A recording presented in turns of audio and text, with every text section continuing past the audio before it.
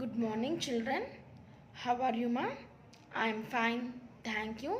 In previous class, I explained you about an animal fossils on a rock. Yes, hello, not only animals, even plants also. Okay, ma? Today I am going to explain you examples of a few types of sedimentary rocks are given below. So sedimentary rocks గురించి కొన్ని examples ఇచ్చాను నాన్న, వాటి గురించి ఇప్పుడు మనం చదువుకుందాం. ఓకేనా? Shale. What is the name of the stone మా? Shale. Layers of clay and tiny mud particles form a soft rock called shale. So clay అంటే ఏంటి? మట్టి. అలాగే టైనీ మడ్ పార్టికల్స్, చిన్న చిన్న స్టోన్స్ ఉంటాయి చూడండి, అవన్నీ కలిపి ఏం ఫామ్ చేస్తున్నాయి అంటే షేల్ అనే స్టోన్ని ఫామ్ చేస్తున్నాయి. ఓకేనా?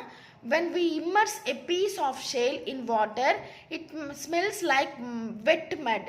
సపోజ్ మనకి ఇప్పుడు చూడండి, వర్షం పడింది అనుకోండి, సో మట్టి స్మెల్ వస్తుంది, ఒక విధమైన స్మెల్ వస్తుంది, తెలుసు నన్ను, చాలా బాగుంటుంది కూడా ఆ స్మెల్ కూడా.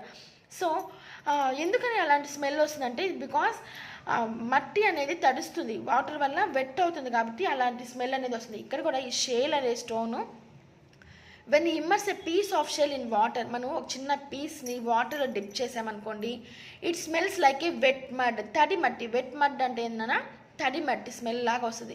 We mostly use shale to make bricks and tiles. So ఈ షేల్తో ఎక్కువగా ఏం తయారు చేస్తారంటే బ్రిక్స్, అలాగే టైల్స్. బ్రిక్స్ అంటే ఏంటన్నా ఇటుకలు, మన ఇల్లు కట్టుకోవడానికి యూజ్ చేస్తాం చూడండి, ఇటుకరాళ్ళు అలాంటివి.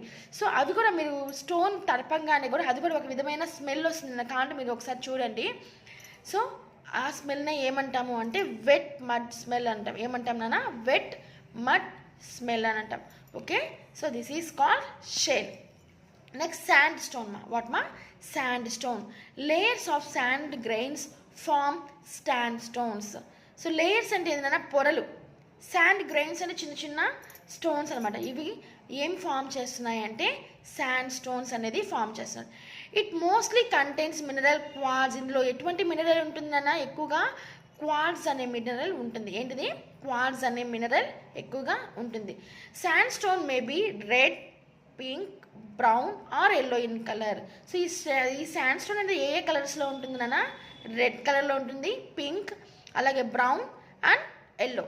వి commonly use it as a building stone. So ఇవి మనం ఎక్కడ యూజ్ చేస్తామంటే బిల్డింగ్స్ కట్టడానికి యూజ్ చేస్తారనమాట. The walls of the Red Fort in Delhi are built with red stone. So Red Fort ఎక్కడుంది నాన్న? మనకి ఢిల్లీలో ఉంది. అది ఆ బిల్డింగ్ దేంతో కట్టారంట?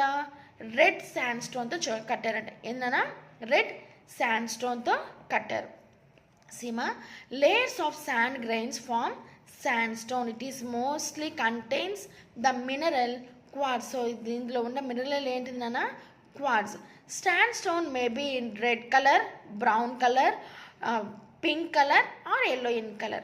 We commonly use it is as building stone. So ఈ స్టోన్ మనం దేనికి యూజ్ చేస్తామంటే బిల్డింగ్ కన్స్ట్రక్షన్స్కి యూజ్ చేస్తాము.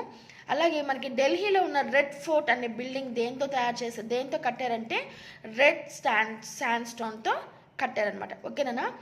I hope you all understand about shale stone అలాగే sandstone. So today I gave homework in this only. In these 2 paragraphs you can write any 10 keywords. Okay children, up to that stay home, stay safe. Thank you.